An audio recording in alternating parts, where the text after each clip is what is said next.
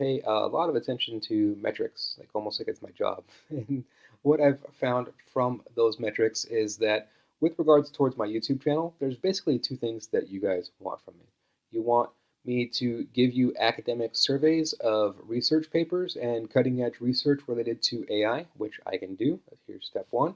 And then the other thing is that you guys are very interested in my like kind of weird philosophical self musings, and especially like related to AI. And then so I mean that is fine with me, right? So it's kind of a weird combination overall, but I happen to be the very right person for that kind of weird combination. So that's exactly what I'm going to make this channel moving forward. It's going to be a very much a combination of both of those distilled aspects.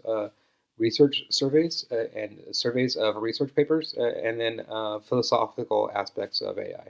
So with that said, today is a research paper and a very, very interesting research paper. And then perhaps we're going to dive a little bit into the philosophical realm because we're definitely going to dive into the physics realm.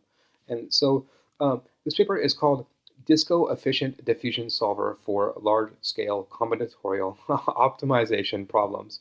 And then so thankfully they call it Disco. And then one thing I want to notice, like this is I'm pointing it out because it sticks out to me up front, is that so this is a research paper out of China, and then it's put out by the National University of Defense Technology, which I've never seen before, and it's only put out by them. Like it's like six people, but by them. Like usually Chinese research papers that they're like put out by multiple institutions and like lots of stuff, and like I don't know, it's just this one institution, and it's an EDU, so I mean, it's like so like yeah, of course, it makes sense to me that like a National University of Defense would be related to EDU in China, but just highlighting that, I don't know, it's just interesting. But and this topic is interesting, and I like how like so. I'm bringing that up because like how they got to this, they had to be doing some weird physics experiments, like maybe like let's say like Manhattan Project type of experiments, right? Like because like this what we're going to go into is kind of like Manhattan Project level to me in a sense, right? So like why this works, I don't know. Like and like so first of all, before we get into the meat of this, let's understand more about how diffusion and reverse diffusion work overall. And then, so from a physics perspective, diffusion is very straightforward, right? And then, so I've got this simple Wikipedia, and then we're looking at this image here. And then you can see here that like, so I've got water, and then I put like hot water into, I pour hot water into cold water, right? And then through diffusion, the hot water is going to disperse itself throughout and diffuse throughout the water, and then it's going like that. So then the overall temperature of the water overall will rise if I put hot water into it, right? And then like that's diffusion, and like very straightforward, right? And that's physics. We've known that for like 600 years or so, and then like reverse diffusion is kind of an interesting process where it's the opposite of that, right? So you've got like all of this dispersion, and let's say we've put the heat in there, and then we're extracting the heat, and then we're like making it like we're bundling the heat back into how it was, right? Like the opposite of diffusion, and then but so it turns out that you can do this process, this reverse diffusion process, for like a lot of things, like, and it works like very well. And then so with generative AI, right? That's the like what like how generative AI came about, and like so all of like I mean the essentially like the majority of like when we're talking about like images, video, audio, all of that, that's all based off of reverse diffusion, and then all of that is essentially this, right? Where it's just you train the model on data on images or audio or video or whatever it is that the data is that you want to train it on, and then you denoise the image, so or the data. So you say like you train it on a bunch of images on trains, and then you say I want an image of a blue train, and then it's going to start with like a fuzzy screen, and then it's going to denoise, and then it's going to denoise and extract until all that's left is a blue train, and that's how it works, right? Or a dog, or whatever it is. So going back to this research paper that we're talking about today, and this overall concept, and then like why I'm kind of like shocked overall, right? So like this whole process has been in existence for a long time. Like it's called reverse diffusion, right?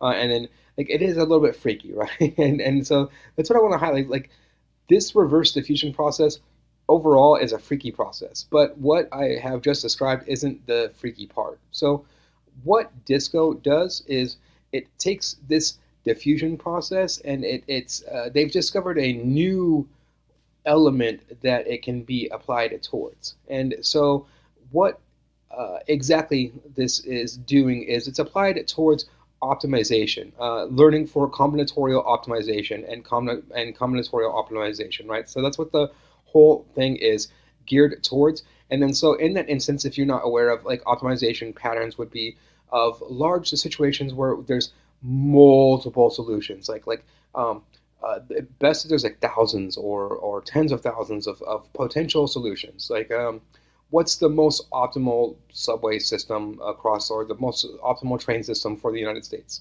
What's the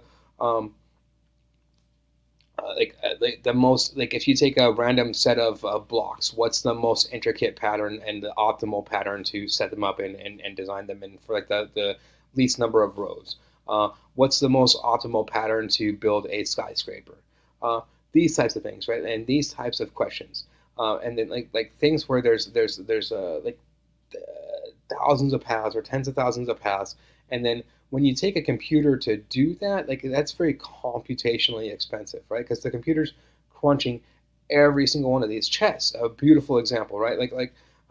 Chess optimization is hard, computationally hard, computationally expensive, and then to do, because it's crunching through every single equation, right? And then so like modern algorithms are accounting for that, and they're dropping out, and they're adding things to make sure that it's not crunching every single number, and within that, because that's what becomes so expensive within that process overall. But so what Disco does is denoises that optimization process. So again, returning to our original example, I would ask it just like I would in right now an image generator. Like if I went to Midjourney right now and I went to Disco Journey and I said, hey, Disco Journey, what is the optimal pattern for a train layout in the United States?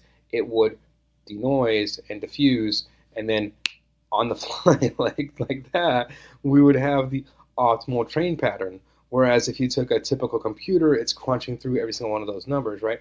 And again, like a chess match. So like you could set up Disco Fusion or Disco Journey would probably beat the mess out of Stockfish if you trained it right? Because like Disco Fusion is going to be making these calculations like on the fly, and it's going to calculate literally every calculation, whereas Stockfish isn't, right? Stockfish has dropout, like in a lot of those algorithms that I mentioned. And then so Stockfish is going to take its time and it's going to go through, and then Disco Fusion is going to go boom, every calculation they have, like the most optimal calculation 100% of the time. Crazy. And it's just because of physics, right? Like this. Why you can get from this to that, I don't know. That's the part I don't know, right? And then like when people are like, they're always a lot of people hone in on that aspect of like there's a lot that's not known about AI and things like that, right? And it's true and false. That's a false narrative to me overall, because this whole process is known, right? Like this is a very scientifically defined process that has 600 year building blocks from Newton forward, right? And very clearly defined, and how diffusion works, how reverse diffusion works, and how exactly the mathematics of this works is very straightforward, right? And this paper lays all of that out. Why it works is what I don't understand. And then so it's very straightforward, and so this is just, it's all mathematics, right? And then so essentially what they've found, if you boil down and you dissect this paper and you go through it, what is happening on the bottom line is that let's take our train or our chess analogy. What you do then is that you essentially you take that and then you say, okay, here's the optimization problem. Here's the exact optimization problem. Here's the variables within that optimization problem, either train, chess, etc. And then within that, there's we know that there's a n number of variables. We don't know what the number of variables are, but we know that it's finite, right? We know, so it's n. And then, so within that, we want you to sample from all of the probabilities that could possibly exist for n, and then out of all of the possibilities that could possibly exist for n, give us the optimal one. Pretty straightforward, and it worked. Why that happens, I don't know, but that's what happens. And then and it happens like that. And so that's kind of just the crazy thing here. And so I guess the bottom line, what does this so this is crazy in and of itself. What does what's the end result of all of this? The end result of all of this to me is like the Star Trek replicator, right? That's technology that to me it's always as a kid watching Star Trek and etc. Came out of nowhere. What is this? There's no way that this would ever exist. There's no way I'm ever gonna be making a YouTube video about the Star Trek replicator actually being possible technology. Why does this exist in this universe where there's other things that are actually probable? That's coming out to be the most probable out of all of them, bro, is the Star Trek generator and the hologram. So kind of crazy how technology is coming out. This is Disco. I'll leave a description to the paper in the link, and if you like this type of content, please like and subscribe. Thanks for much.